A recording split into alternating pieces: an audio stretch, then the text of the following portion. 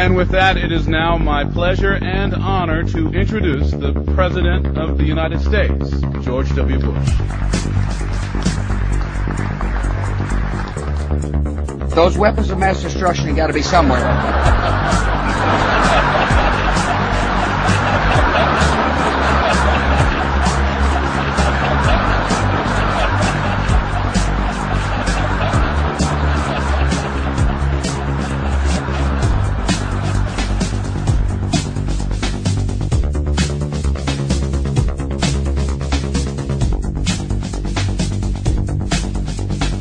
Everybody ready for some action?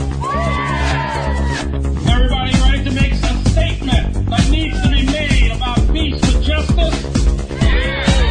One of the things that always perturbs me is that as we come to celebrate the life and living of Dr. Martin Luther King, one of the things that we can say with alarm since the legalization of the holiday is that Dr. King has been reduced to the therapy suite hallmark card genre, where he is no longer prophetic and he no longer speaks to the nation, and he no longer causes us to speak to the nation in ways that shape the foundation of this nation's immorality. But we're here today to stand up to say that the spirit of Dr. Martin Luther King is alive, that we demand justice, we demand peace, and we will achieve it through acts of nonviolence today.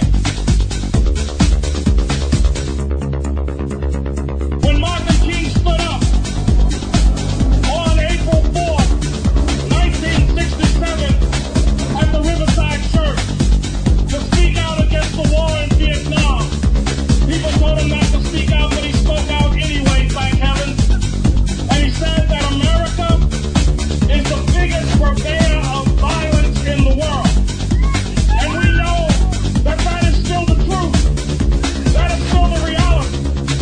We talk about other nations producing weapons of mass destruction, yet we manufacture and we distribute weapons of mass destruction to over 40 countries in the world.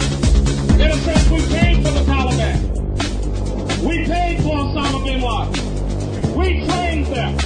We brought them out of the refugee camps in order for us to thumb our nose at the Soviet Union.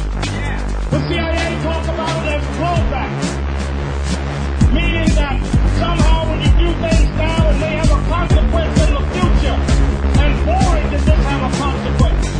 This caused thousands of people to die. And we're here today to witness because we really want to say that any death is one death too many. Any death is one death too many. Whether you died in the World Trade Center or the Pentagon, or whether you died today in Afghanistan or Iraq, one death is one death too many.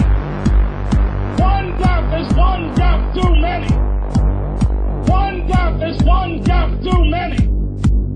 One death is one death too many.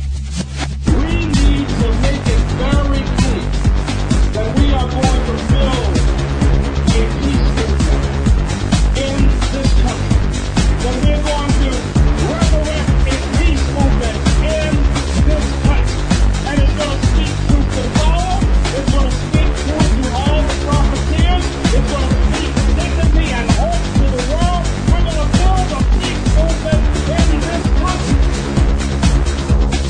And we're going to build it starting right now today as we march and as we take our witness to the White House and let them know that we are not afraid, that you might want to try to silence us, but we will not be silent, that you might want to sit us down, but we will stand up and rise up anyway, because we are people of faith. We will not be afraid, because we are people that believe in the power of truth and justice. We will stand up anyway until justice is won and until peace is won. Continue to struggle, carry on in the name of peace.